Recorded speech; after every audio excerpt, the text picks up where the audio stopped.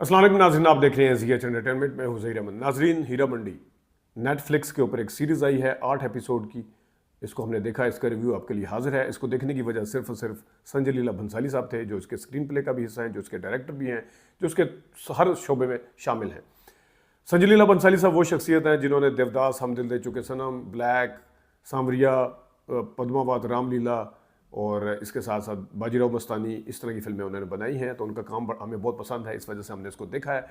हीरा मंडी की कहानी जो है वो मोइन बेग की है, लेकिन उसमें स्क्रीन प्ले में खुद संजय लीला भंसाली शामिल हैं। और संजय लीला भंसाली की हीरा मंडी की का जो दिखाया गया वो पाकिस्तान बनने से पहले का दौर दिखाया गया, यानी कि 1920 से बाद का दौर शुरू में लिखा हुआ आता भी है सारा, जब वो अंग्रेज़ यहाँ पे राज कर रहे थे, उस वक्त का दौर दिखाया गया। इसकी कास्ट में शामिल हैं मलका जान, जो कि रोल प्ले कर रही हैं मनीषा कुराला, जिनका कमबैक हुआ है। खुशकिस्मती है कि उन्होंने संजय लीला के साथ काम किया। अदिति राव हैदरी हैं, बीबो जान का किरदार अदा कर रही हैं। इसमें शर्मीन सहगल हैं, आलम ज़ेब का किरदार अदा कर रही हैं। तहाश शाह हैं, जो कि ताजदार बलोच का किरदार अदा कर रहे हैं। इसमें फ़रदीन खान भी हैं। इसमें वहीदा का किरदार अदा कर रही हैं जनाब नन अदर दैन संजीदा शेख। और इसमें लज्जो का किरदार अदा कर रही हैं, जो कि खुद लज्जो का किरदार अदा करी है रिचा चड्डा। और बहुत अहम किरदार अदा किया है इसमें सोनाक्षी सिन्हा ने, जो कि फरीदून और रेहाना का किरदार, यानी डबल माँ और बेटी का किरदार अदा कर रहे हैं। कहानी जिस तरह मैंने बताया कि शुरू का दौर दिखाया गया है, और मैं अब डायरेक्शन से अगर शुरू करूँ तो डायरेक्शन, बाद में मैं एक्टिंग के ऊपर आता हूँ। कहानी जो है वो तीन उसमें एस्पेक्ट पाए जाते हैं। एक तो आज़ादी, एक दूसरा जो है कोठे तवाइफ, जो कि हीरा मंडी का एक कल्चर था, वो नवाब वहाँ पे आते थे और अपनी औलादें वहाँ पे छोड़ के चले जाते थे। और हीरा मंडी के अंदर जितनी भी बीच में तवाइफें बेटियाँ बनी हुई हैं या बहन का किरदार अदा करिए, मलका जान वहाँ पे गॉड फादर है, और उनके गिर्द सारा कुछ घूमता है। और वही अंदर की पॉलिटिक्स भी दिखाई है हीरा मंडी की, और बाहर आज़ादी हासिल करने के लिए जो वहाँ पर एक तहरीक चल रही है वो भी दिखाया है। और इसके साथ साथ एक मोहब्बत लव स्टोरी भी दिखाई है, जो कि शर्मीन यानी कि आलम ज़ेब और ताजदार बलोच के साथ। सिर्फ घुंघरू पहन लेने से औरत तवाइफ नहीं बनती है। एक अहम किरदार जिनको हम भूल गए हैं वो है जनाब फरीदा जलाल साहिबा। बड़ा स्माइलिंग फेस है उनका, और आज तक उनकी जो एक ग्रेस जो है वो कायम है, बल्कि ग्रेस आई उनकी बाद में। तो संजय लीला भंसाली की जो हम बात अगर करें तो उन्होंने जो सेट इसके अंदर लगाए हैं, जो इसके अंदर शाही महल दिखाया है, जो हीरा मंडी दिखाई है, वो तो मैं कहता हूँ कि इंसान का दिल करता है कि सारा कुछ छोड़ छाड़ के सैर सपाटा करने के लिए कहीं ना जाए, वहाँ पे चला जाए। इतना खूबसूरत दिखाया है। ये शाही महल है और यहाँ के खुदा हम हैं। उनकी कॉस्ट्यूम देख लें किरदारों के, इसकी ऊपर झूमर जो लगे हुए हैं वो देख लें, उसके अंदर जो सारा कुछ लाइटिंग जो सेट की हुई है वो देख लें, जो फाउंटेन्स का लगाए गए हैं वो देख लें। इतनी खूबसूरत तरीके से उसको सजाया, और उतनी ही खूबसूरत तरीके से इसका कैमरा वर्क है, इसके फ्रेम हैं, इसको दिखाने के अंदर कोई कसर नहीं छोड़ी संजय लीला भंसाली साहब ने। कुछ लोग तनकीद कर रहे हैं, वो मैं बाद में आता हूँ उस तनकीद के हवाले से भी, लेकिन बहुत ही खूबसूरत है। कहानी में मैं स्पॉइलर नहीं बनूंगा, लेकिन कहानी के अंदर आर्ट सीरीज़ है, लेकिन बाकायदा तौर पर उसके अंदर ट्विस्ट है। दूसरी एपिसोड में ट्विस्ट है फरीदून के रेहाना के मरने का, फरीदून की जो माँ है। फिर कहीं जाके ट्विस्ट झटके लगते हैं ताजदार को, जब पता चलता है कि ये तवाइफ है, तो हीरा मंडी से आई है उसकी, जिससे वो मोहब्बत करते हैं। फिर झटके लगते हैं जिस वक्त जो मलका जान, जो गॉड फादर हैं, वो जाती हैं खुद चल के अंग्रेज़ों के पास मुकदमा, उनके साथ क्या होता है ये आप खुद देखिएगा। और फिर सोनाक्षी सिन्हा जो कुछ करती है आगे, जिस टाइम वो दोबारा आती है फरीदून बन के, उसके अंदर जो एक कहानी के अंदर ट्विस्ट होने चाहिए वो बिल्कुल इसके अंदर पाए जाते हैं। नंगी तैरती नजर आएंगी।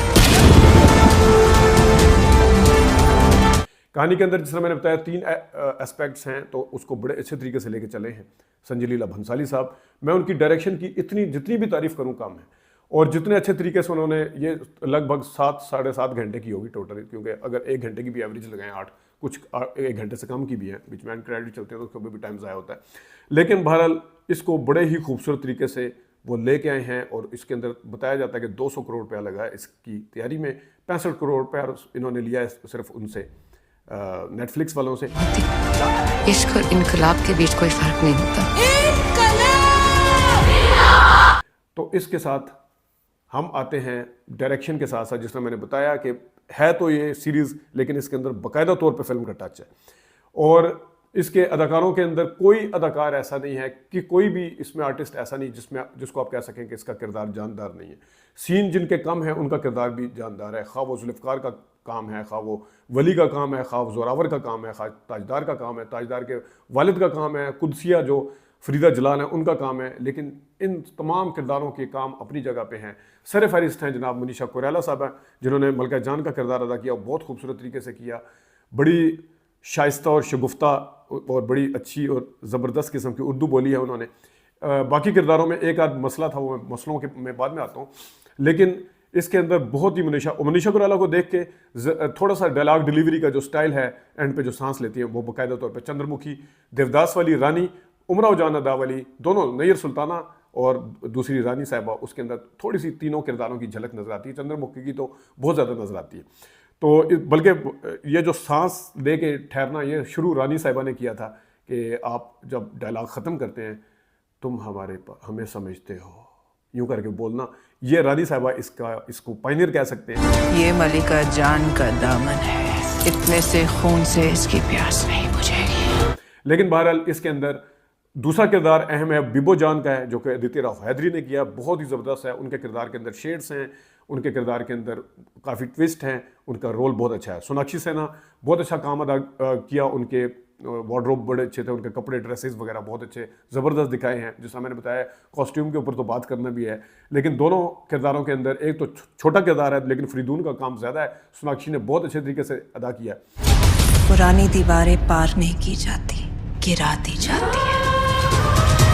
अब आते हैं आलम ज़ेब की तरफ। आलम ज़ेब जो कि शर्मीन सहगल ने किरदार अदा किया है, इतना खूबसूरत किया है, कोई इतनी ज़्यादा खूबसूरत नहीं है, लेकिन उनको खूबसूरत दिखाया गया है। उनकी अदाओं की वजह से, उनके जो एक अंदर कैरेक्टर के अंदर जान है, उनके अंदर डेप्थ है, उसकी वजह से, उनकी डायलॉग डिलीवरी की वजह से। और मैं यहाँ पे कहूँगा कि माहिरा खान की आवाज़ है और माहिरा खान की पॉजेज और डायलॉग डिलीवरी का स्टाइल है, आप देखेंगे तो आप खुद परेशान हो जाएंगे और आपको समझ नहीं आएगी शायद माहिरा खान ने इसकी डबिंग की है। लेकिन उन्होंने अपना किरदार बहुत अच्छा किया। ताजदार ने किरदार बहुत अच्छा किया। मुझे ये झोंक सरकार वाले फरहान सईद याद आ गए, उनके किरदार, उनकी आवाज़ को देख के, उनका गेटअप यानी उनकी अपीयरेंस वगैरह देख के। वहीदा का किरदार अदा किया है, वो भी बहुत अच्छा है। लज्जो का किरदार रिचा चड्डा ने किया। संजीदा शेख ने किरदार अदा किया वहीदा का, बहुत ज़बरदस्त है। कोई अदाकार ऐसा नहीं है जिनसे अच्छा काम ना लिया हो। और इसके जहाँ पे बाकी चीज़ें काबिल तारीफ़ हैं, जहाँ पे इसके सेट, इसकी पिक्चराइजेशन, जिस तरीके से कैमरा वर्क और जिस तरीके से इसकी एडिटिंग वगैरह की गई है, वो जहाँ काबिल तारीफ़ है, वहाँ पे जनाब इसके कहानी के साथ साथ इसके अंदर जो ट्विस्ट है वो भी काबिल तारीफ़ है। इसके अंदर म्यूज़िक भी है। क्या फिरोज साहब, अब आधे मिनट का भी एहसान जताएंगे? इसके अंदर गाने जो दिखाए गए हैं, हटो जाओ तुम बड़े वो हो, और सरसों फैल रही है उग रही है, जो भी है, उसके 4-6 गाने जो हैं वो भी बहुत ज़बरदस्त हैं। और इन तमाम क्लासिकल म्यूज़िक से हट के जो गज़ल का टच देखने वाले लोग हैं गानों के अंदर, वो भी इसको पसंद करेंगे। एक जो सोनाक्षी वाला जो गोरों के बीच में बैठ के गाना उन्होंने गाया है, वो एक पार्टी होती है, उसकी पिक्चराइजेशन भी अच्छी है और वो भी थोड़ा सा इसके कहानी के मूड को तब्दील कर देता है। अब मैं इसकी अक्सर लोग कहते हैं कि हमारे यहाँ आज जिस तरह इश्क मुर्शद दिखाया जा रहा है, मैं पूछूंगा कितने लोगों ने देखा है उसको, इश्क मुर्शद को। तो ड्रामे पर्दा स्क्रीन पर दिखाए जा रहे हैं, फिल्में जो बन रही हैं ड्रामों के स्टाइल पे बन रही है। सीखें संजय लीला भंसाली से कि उन्होंने नेटफ्लिक्स के लिए सीरीज़ बनाई है जिसको सारे लोग कह रहे हैं कि इसको बड़े पर्दा स्क्रीन के ऊपर होना चाहिए था। क्या इसका बैकग्राउंड म्यूज़िक, क्या इसका सेट, क्या इसके डिज़ाइनिंग, क्या इसके चेहरे के तासरात, इसका अदाकारी का जो मेयार है, वो तमाम का तमाम बड़े स्क्रीन, यानी कि जो फिल्मों वाले लोग हैं वो फिल्मी तरह की चीज़ें जो टीवी के ऊपर ला के दिखा रहे हैं। हमारे यहाँ जो है जो टीवी वाला काम है वो जाके फिल्मों बड़ी पर्दा स्क्रीन पर नज़र आ रहा है, तो ये चीज़ें सीखनी चाहिए। उसी तरह स्टाइल दिखाया, नवाब आते हैं, उर्दू बड़ी ज़बरदस्त दिखाई है। एक आध जगह पे खे को खे बोलते हैं, हालांकि उर्दू दान जो है वो खे को खे बोलते हैं। खून को खून जो है वो इंडियन कहते हैं, जो कि उर्दू दान नहीं है, हिंदी बोलते हैं जो, वो खून कहते हैं। लेकिन यहाँ पे एक आध जगह पे शायद वो कोई गलती है। एक आध और भी है जहाँ पे बाग वाला वो गाना है, झूले पे झूल रही है आलम ज़ेब, वो बारिश हो रही है। तो अमूमी ये पंजाबी हमारी फिल्मों में तो ऐसा होता है कि पीछे धूप निकली होती है, लेकिन ये बाग के आमों का बाग है, आमों के बाग में लॉन्ग शॉट में वो धूप जो है बाकायदा तौर पे देखी जा सकती है। एक छोटी सी गलती और भी है कि जब उनको पता था कि इस टाइम आलम ज़ेब को मलका जान ढूंढती फिरी है, वो तो सरेआम उनके साथ गाड़ी में सफ़र करने के लिए क्यों जाती है, जब वो उसको देख लेता है बंदा और जाके बता देता है, जाके उसके घर में पकड़ लें उसको। तो ये थोड़ा सा देखना चाहिए था। 1920 से बाद का दौर दिखाया है। ट्राईपॉड ज़रा मॉडल जब सोनाक्षी की तस्वीरें बनाई जा रही हैं, ट्राईपॉड का वजूद जो 1908 से था, जो कैमरे का ट्राईपॉड होता है, लेकिन ये ज़रा मॉडर्न टाइप दिखाया। आप अगर 1920 के बाद के ट्राईपॉड देखें, लकड़ी के थे, ऊपर से और तरह के थे, कैमरा का भी थोड़ा सा कहा जा सकता है और तरह का था। पॉपुलेशन उस ज़माने में 35 करोड़ बताई गई है, लेकिन अगर आप हिस्ट्री में चले जाएँ, उस ज़माने में 1920 के बाद जो पॉपुलेशन थी वो तकरीबन 26 करोड़ थी उस हिंदुस्तान की, जिसमें सब कॉन्टिनेंट जिसको कहा जाता था। इसकी यह थोड़ा सा चीज़ है। और इसके अलावा एक आध चीज़ और है, वो मेरे भी जहन में आ जाएगी। तो ये जनाब ज़बरदस्त काम किया है संजय लीला भंसाली ने। जो लोग उनके ऊपर तनकीद कर रहे हैं कि इन्होंने क्यों दिखाया, इतना हाई फाई क्यों दिखाया, फिल्म जो है या ड्रामा जो है ये एग्जैजरेटेड है। और जो संजय लीला भंसाली वाकई एग्जैजरेशन करते हैं, और ये एग्जैजरेशन ही उनकी पहचान है, ये क्रिएटिव वर्क ही उनका पहचान है, उनकी पहचान है। उन्होंने स्क्रीन प्ले भी लिखे हैं, उनके मुकालमे भी लिखे हैं। उस मुकालमों के अंदर अगर आप देख लें तो उसके अंदर भी जान है। तो लोग कहते हैं कि वो कहती है कि अगर लोग जो हैं वो कदरदान जो थे वो तवाइफों को बेलिबास करते थे, आके तवाइफों के कपड़े उतारते थे कदरदान, लेकिन आज हमें अपनी ही बहन ने बेलिबास कर दिया है। उसकी गलती की माफ़ी हमने मांग ली है, आप तवाइफ को थप्पड़ मारने की माफ़ी मांगे। ये है जनाब मुकालमे डायलॉग इसके। लोग लड़कर आज़ाद होते हैं, तवाइफ मरकर आज़ाद होती है। जब तक मर्द को छूने ना दो गुलाम बनकर रहता है। पहले मुजरे के नैले से आखिरी मुजरे, नैले पे आखिरी मुजरे का दैला। हम गुरूर छीनना चाहते थे, आबरू नहीं, ये सोनाक्षी बोलती है। तो जनाब इसके मुकालमों से लेके इसकी एक एक चीज़ जो है ज़बरदस्त है, और इसको फिल्म वाले स्टाइल से बना के संजय लीला भंसाली साहब ने बताया कि नेटफ्लिक्स के ऊपर या जिस जगह पे भी वो लाएंगे, उनका अपना टच, उनका अपना स्टाइल जो है नज़र आएगा। लोग तनकीद कर रहे हैं कि इसके अंदर लंबा खींचा है, ड्रैग है।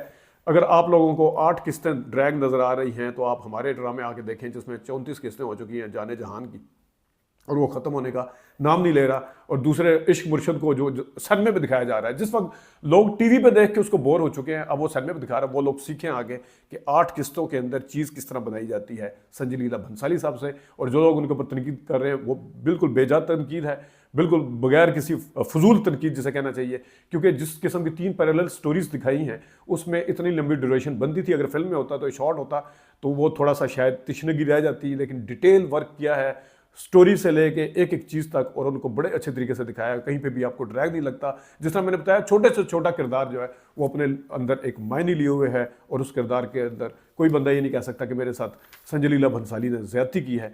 तो ये वर्क, ये काम हीरा मंडी का जो देखने वाला है और देखने से ताल्लुक़ रखता है। नाज़रीन, ये कुछ चीज़ें थी जिसके ऊपर हम बात करना चाह रहे थे।